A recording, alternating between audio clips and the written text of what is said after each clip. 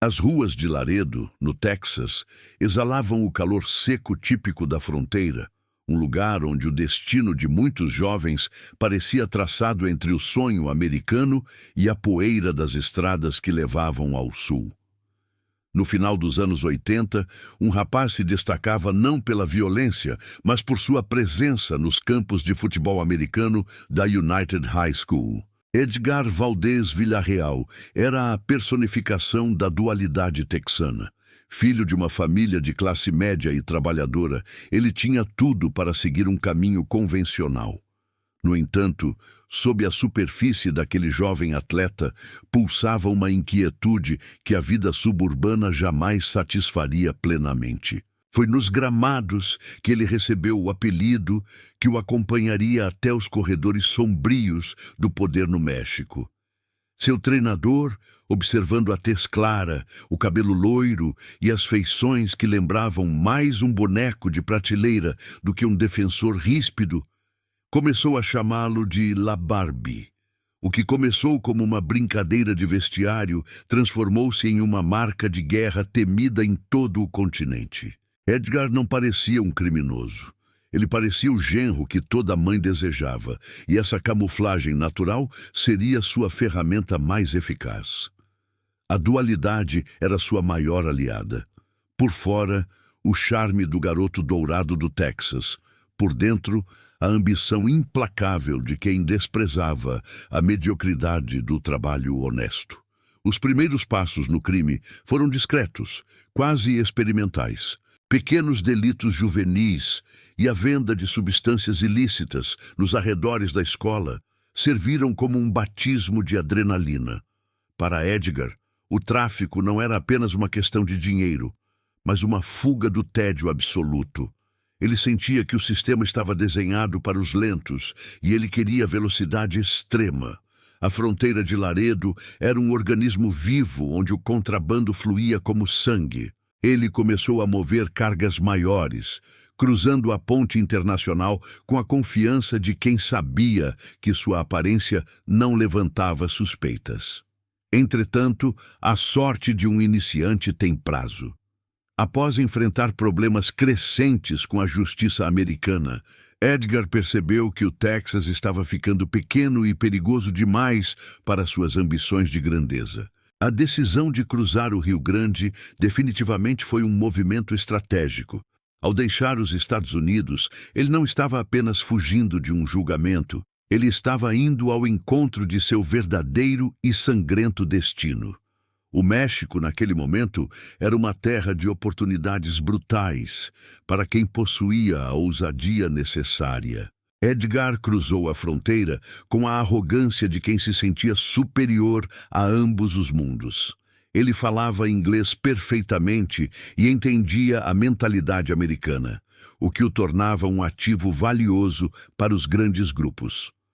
Antes de continuarmos, inscreva-se no canal e conte para nós nos comentários de onde você está assistindo. A chegada de Edgar ao México marcou o fim do jovem atleta e o nascimento do operador de elite. Ele se estabeleceu inicialmente em Nuevo Laredo, onde sua reputação começou a crescer. Ele não era apenas mais um soldado raso, era um homem de negócios que não temia o uso da força bruta. Sua motivação era cristalina. Ele queria o luxo, o respeito e o poder que a classe média texana jamais poderia lhe oferecer. O desprezo pela vida comum transformou-se em uma frieza calculista que assustava até mesmo os criminosos mais veteranos da região fronteiriça. O destino final de Edgar começou a ser selado quando seus caminhos se cruzaram com a poderosa organização dos irmãos Beltrán Leiva. Naquele encontro inicial, o contraste era fascinante. De um lado, os barões da droga enraizados na cultura de Sinaloa, do outro, o americano loiro com sotaque texano e uma visão moderna sobre o tráfico internacional. Aquela aliança, forjada na necessidade de expansão e na violência estratégica, seria o estopim para a ascensão de La Barbie ao topo. Ele estava prestes a entrar em um mundo onde a lealdade era comprada com ouro e a traição era paga com o esquecimento. O palco estava montado para o início do caos sangrento, e também absoluto. A entrada de Edgar Valdez Villarreal no círculo interno da organização Beltrán Leiva não foi apenas uma questão de oportunidade, mas o resultado de uma química sombria entre sua ambição americana e a sede de expansão dos barões da droga mexicanos. Ao integrar o cartel que servia como a força de elite da Federação de Sinaloa, Barbie rapidamente transcendeu a função de simples intermediário.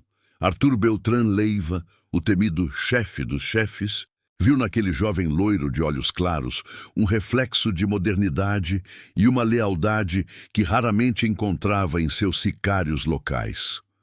Arturo tornou-se seu mentor, uma figura paterna envolta em fumaça de charuto e ordens de execução, enquanto Barbie se tornava sua mão direita mais afiada e confiável.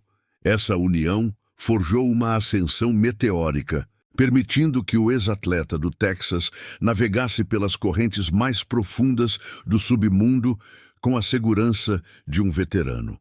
Sob a proteção de Arturo, Edgar revolucionou a maneira como o cartel lidava com seus inimigos. Ele não aceitava a desorganização dos antigos pistoleiros de aluguel. Em vez disso, Barbie introduziu uma inovação na violência que beirava o corporativismo paramilitar.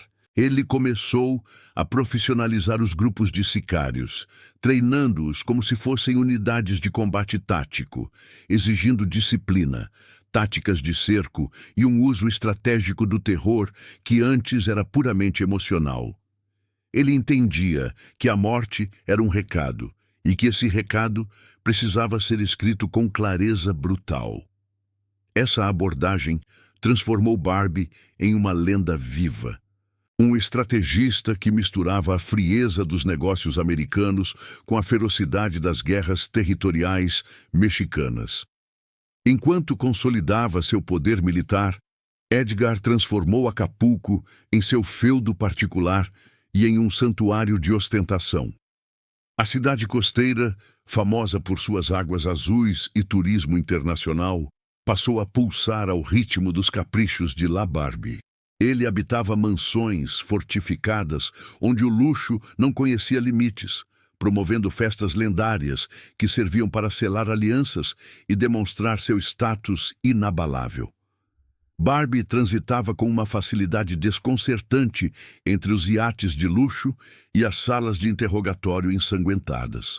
Ele era visto com frequência na companhia da elite social mexicana, usando sua aparência impecável e charme texano para ocultar a natureza monstruosa de seus negócios. Para muitos, ele era o epítome do narcotraficante moderno, sofisticado, bilionário e absolutamente letal. No entanto, essa posição privilegiada criava um choque cultural constante.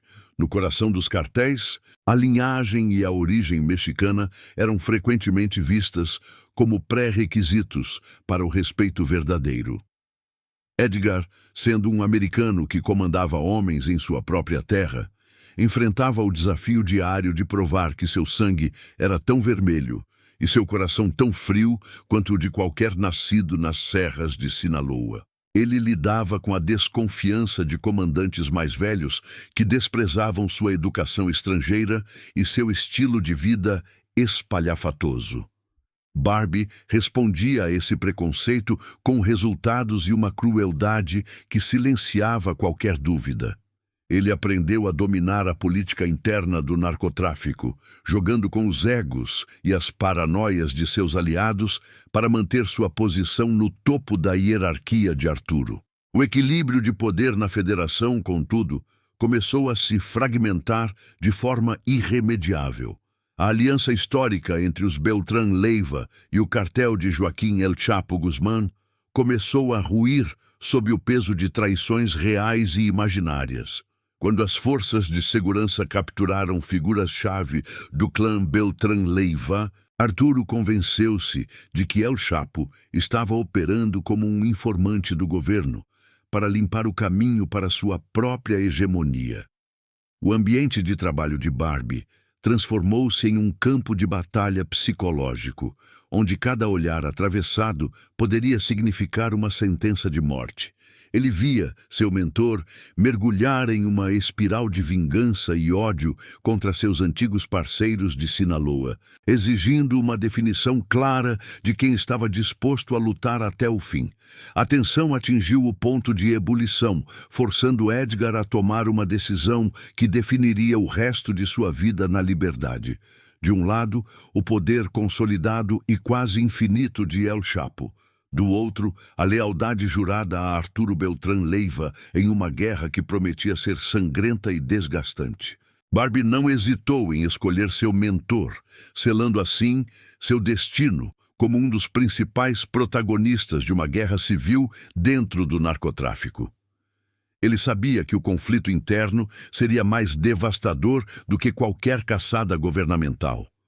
O palco estava montado para o fim de uma era de cooperação e o início de um período de terror sem precedentes. As ordens foram dadas. Os fuzis foram carregados e o sorriso de La Barbie tornou-se a última coisa que muitos veriam antes do início do caos total. O rompimento com o cartel de Sinaloa não foi apenas uma disputa de negócios. Foi uma declaração de guerra total que rasgou o tecido do submundo mexicano de forma irreversível. Edgar Valdez Villarreal, agora firmemente ao lado de Arturo Beltrán Leiva, viu-se no epicentro de uma tempestade de pólvora e traição que mudaria a história do crime organizado.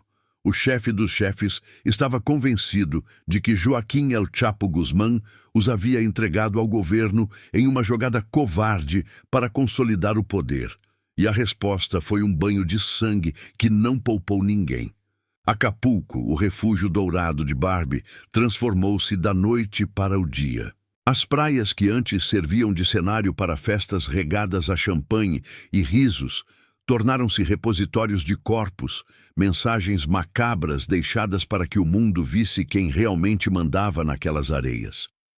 O paraíso turístico foi desfigurado por bloqueios armados e tiroteios que duravam horas, afugentando os visitantes e deixando um rastro de medo profundo na população local. Barbie não era apenas um executor. Ele era um estrategista de imagem com uma visão sombria sobre o impacto psicológico do terror. Ele compreendeu muito antes de seus rivais que o medo era uma moeda tão valiosa quanto a própria cocaína.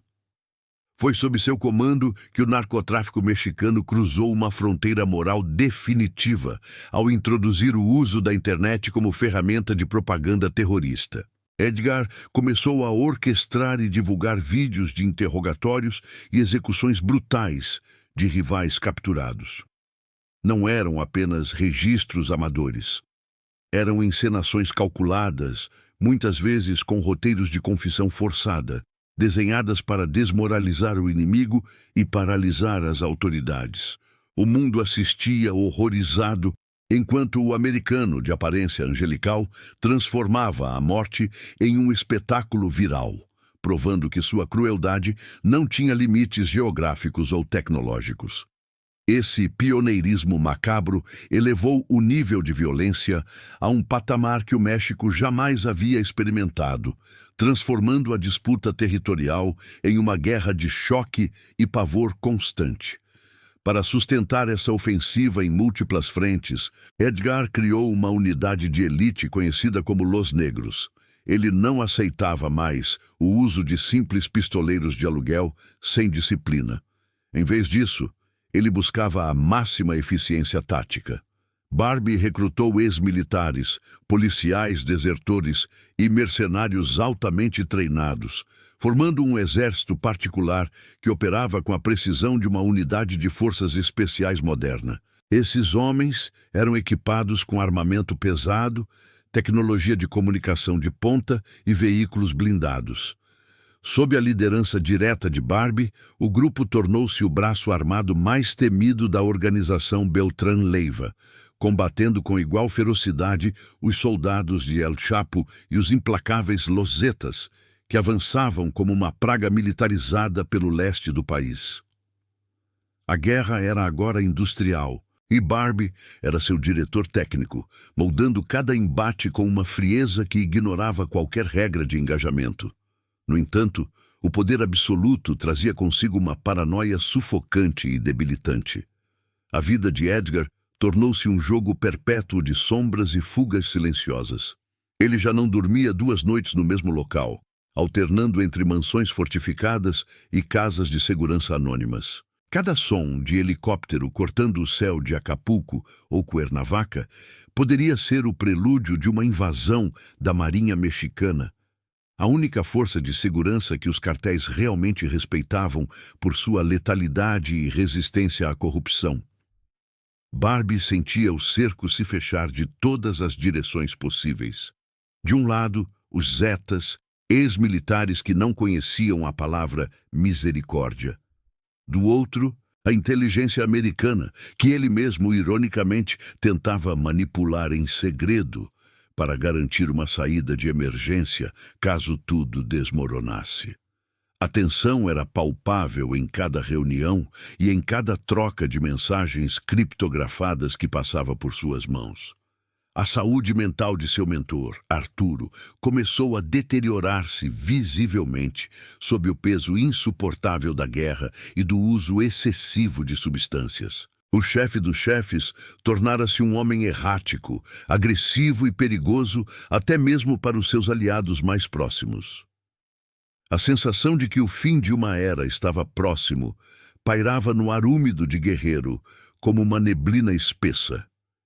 Cidades inteiras ficavam desertas ao pôr do sol, enquanto os exércitos de Barbie e de seus rivais disputavam cada esquina estratégica. Edgar sabia que a lealdade no México era uma mercadoria volátil, que expirava rapidamente diante do fracasso iminente. Ele observava Arturo isolar-se cada vez mais em seu bunker de luxo em Cuernavaca, cercado apenas por um punhado de homens fiéis, enquanto a Marinha apertava o nó corrediço em torno de sua localização. Naquela noite fatídica, enquanto as luzes da cidade tremiam sob a expectativa de um confronto final, Barbie recebeu o aviso que tanto temia. Os fuzileiros navais haviam localizado o complexo de apartamentos de elite onde Arturo se escondia. O destino de seu mestre estava tragicamente selado, e Barbie, pela primeira vez em sua ascensão meteórica, encontrava-se verdadeiramente sozinho no perigoso tabuleiro do narcotráfico. O som do silêncio que se seguiu à morte de Arturo Beltrán Leiva em dezembro de 2009 foi muito mais ensurdecedor do que as explosões destruidoras das granadas que sacudiram Cuernavaca naquela noite fatídica.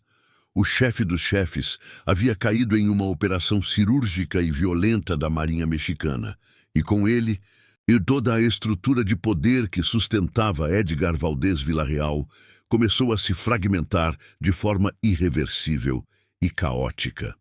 O complexo de apartamentos Altitude, onde Arturo exalou seu último suspiro, rodeado de notas de dólar ensanguentadas e opulência decadente, tornou-se o túmulo simbólico de uma era de ouro para o cartel. Para Barbie, a perda de seu mentor foi o golpe de misericórdia em sua estabilidade e segurança. Arturo não era apenas seu líder supremo, ele era o escudo político e militar que protegia o americano das invejas e dos profundos ressentimentos de outros líderes mexicanos, que sempre viram no loiro de olhos claros um estrangeiro oportunista e perigoso. Sem essa proteção vital, as facas foram afiadas nos bastidores sombrios das casas de segurança espalhadas por todo o país.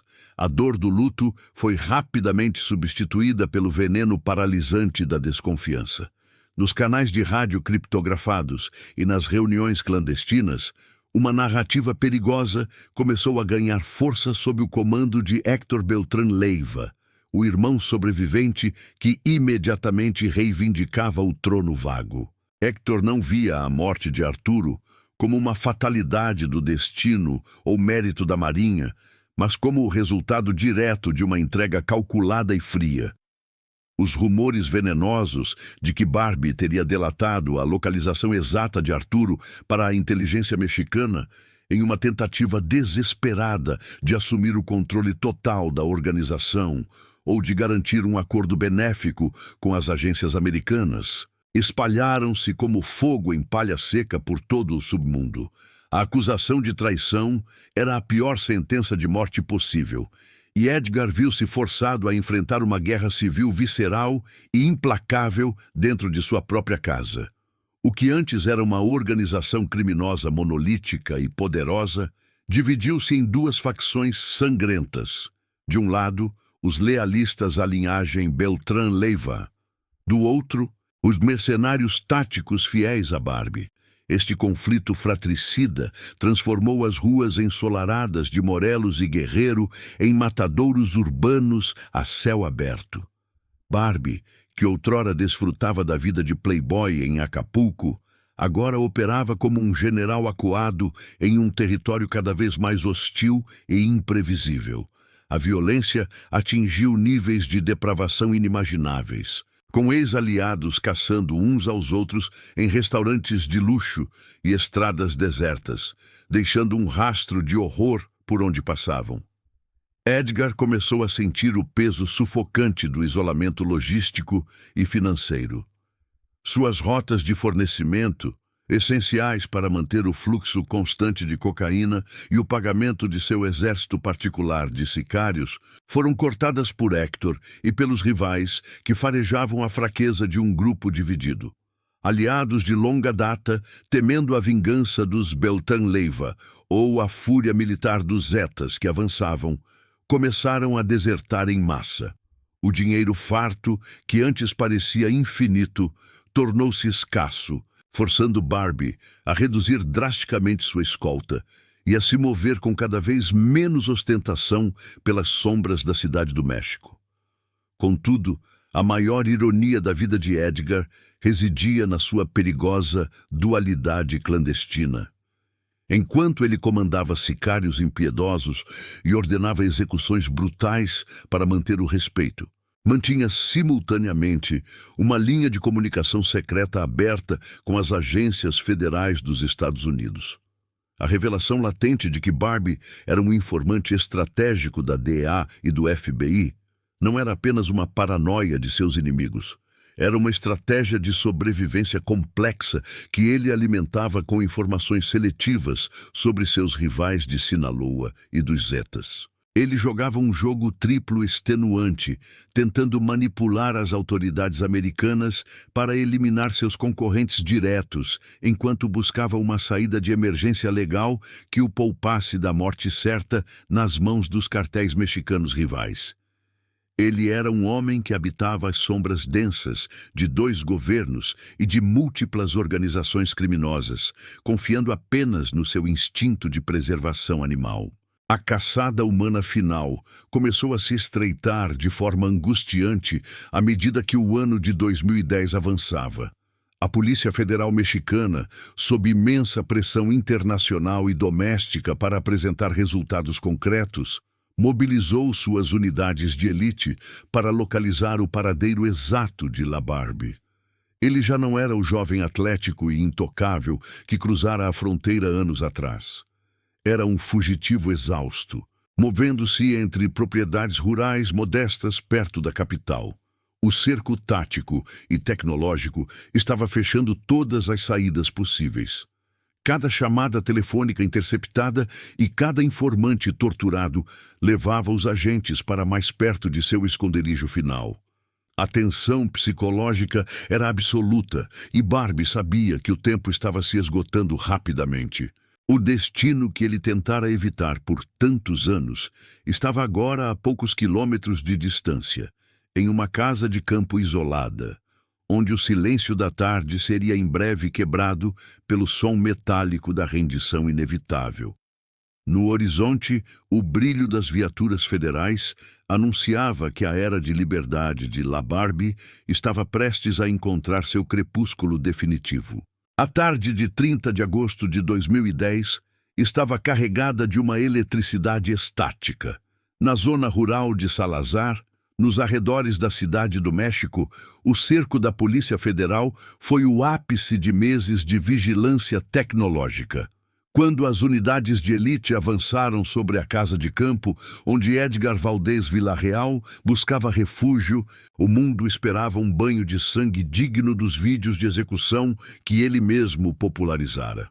No entanto, o que se seguiu foi um anticlímax. Sem disparar um único tiro, sem a resistência de seus sicários, o homem que aterrorizara nações se rendeu. A captura foi limpa, quase cirúrgica, como se o roteiro daquela queda já tivesse sido escrito em Washington, muito antes dos agentes pisarem naquela propriedade isolada. A imagem que correu o mundo tornou-se um dos ícones mais perturbadores do narcotráfico moderno. Exibido diante de fuzis e bandeiras, Edgar não exibia medo ou derrota. Vestindo uma camisa polo verde da Ralph Lauren, que se tornaria febre no submundo, La Barbie ostentava um sorriso enigmático e desafiador. Aquele meio sorriso sarcástico parecia zombar da encenação oficial. Analistas tentavam decifrar o gesto. Seria o alívio de quem escapara da sentença de morte de seus rivais? Ou seria a confiança de um informante que possuía as chaves para destruir as carreiras dos homens que agora o algemavam? Aquele sorriso não era de um prisioneiro comum, mas de um jogador que ainda tinha uma carta na manga que ninguém ali previa totalmente. Para muitos, aquele riso era a assinatura de um homem que sabia que, mesmo algemado, ainda detinha o controle sobre o destino de muitos que o cercavam.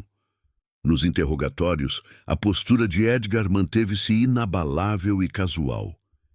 Ele não se encolhia diante das autoridades. Barbie falava com fluidez arrogante, rindo de perguntas e tratando interrogadores com um desrespeito familiar. Admitia sua participação no tráfico e na coordenação de grupos de extermínio como quem descreve uma transação comercial. Mas o verdadeiro peso estava no que revelava sobre as entranhas do poder. Com frieza, Edgar lançou acusações sobre a corrupção sistêmica nos níveis mais altos do governo federal. Descreveu reuniões secretas entre líderes de cartéis e funcionários da segurança pública, mencionando subornos milionários que garantiam impunidade. Cada frase de Barbie era uma mina terrestre no campo político mexicano, gerando ondas de choque que faziam tremer os gabinetes presidenciais por todo o país. A batalha legal, após sua captura, foi um xadrez diplomático. Enquanto o governo mexicano desejava exibi-lo como troféu, Barbie tinha outros planos. Ele sabia que sua vida valeria pouco dentro de uma prisão mexicana como o Altiplano, onde os tentáculos de Héctor Beltrán Leiva poderiam alcançá-lo através de guardas comprados. Sua estratégia foi clara: a extradição para os Estados Unidos. Para Edgar, o solo americano representava seu único santuário possível. Usou seu status de cidadão americano e sua história como informante para acelerar o processo, transformando-se em mercadoria valiosa demais para apodrecer no México. O medo que suas confissões geravam em políticos influentes era seu maior escudo, uma moeda de troca manipulada com a maestria de quem conhecia segredos sujos da elite mexicana. O processo de extradição arrastou-se por anos, marcados por um silêncio tenso e negociações de bastidores. Durante esse período, a lenda de Barbie cresceu, alimentada pelo mistério de sua cooperação com as agências americanas. Quando finalmente o dia da partida chegou, em setembro de 2015, o esquema de segurança foi sem precedentes. Ele foi conduzido sob custódia pesada até o avião que o levaria ao norte. Enquanto o solo mexicano desaparecia sob as nuvens, o clima nos centros de poder era de ansiedade paralisante.